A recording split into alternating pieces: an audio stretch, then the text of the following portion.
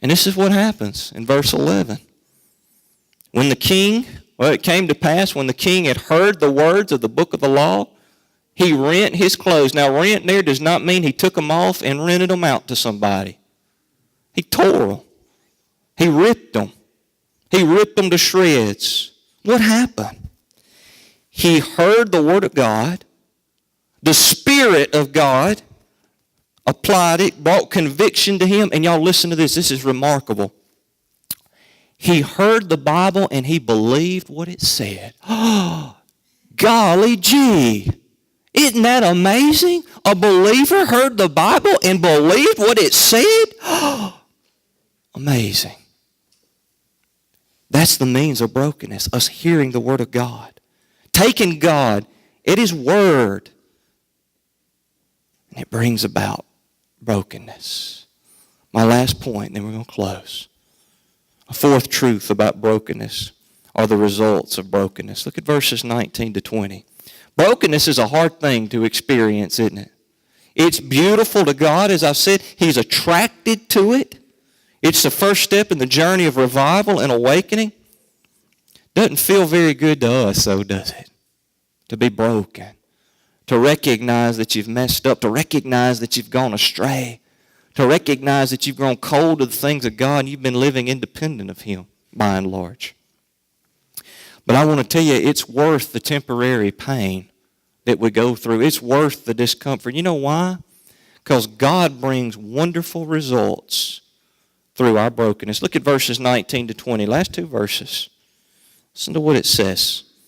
This is Huldah giving this word from the Lord to Josiah's counselors so that they can in turn tell him. It says, because your heart was penitent and you humbled yourself before the Lord when you heard how I spoke against this place and against its inhabitants, that they should become a desolation and a curse, and you've torn your clothes and wept before me, I also have heard you, declares the Lord. He heard them because He's drawn to brokenness. Verse 20. Therefore, behold, I'll gather you to your fathers. You shall be gathered to your grave in peace, and your eyes shall not see all the disaster that I'll bring upon this place. And they brought back this word to the king. Brokenness is beautiful because of the results of it. In Josiah's case, there were two results. The first one was there was a postponement of God's judgment. God said, I'm still going to judge. The people have been unfaithful, but this is not going to happen in your lifetime. You'll live and you'll die in peace, not seeing this judgment. And you'll be gathered to your fathers in peace. You see, God's people would be judged because they didn't remain broken. They kept playing the spiritual harlot. They kept going after other gods, Baal especially, so much so that God had finally had enough. In the year 586, 587 BC, God raised up an empire called the Babylonian Empire. He raised up a king, a general named Nebuchadnezzar. And Judah, the city of Jerusalem, was sacked. Terrible things were done. But what happened in Josiah's day? Because of his brokenness, God said, I'm not going to do it now. I'm going to postpone that judgment. I'm going to withhold what the people deserve for a season. That was a result of brokenness. The other result, we get a taste of it, but we see it in chapter 23 especially. There was a renewal of God's people.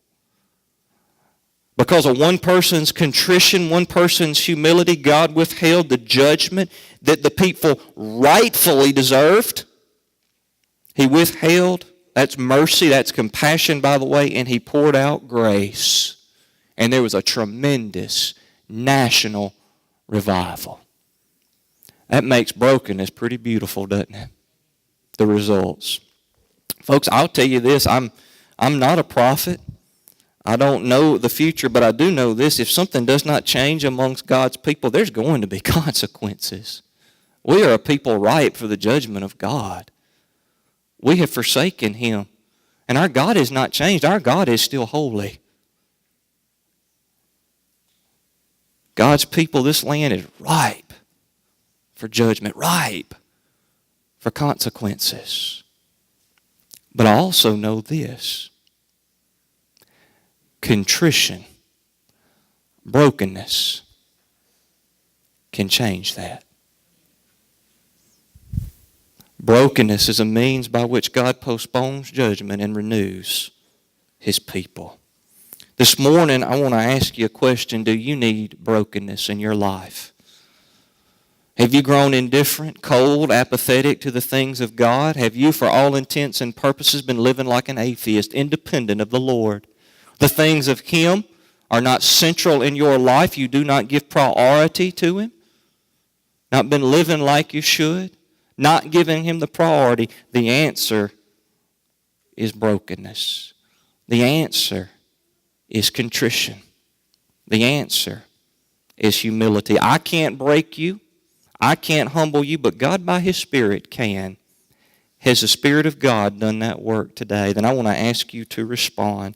I want you to come to the altar.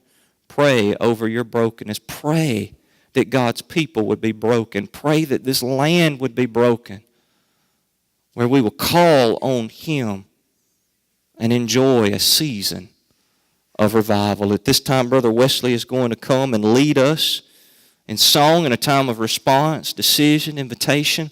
I invite you to come to the altar.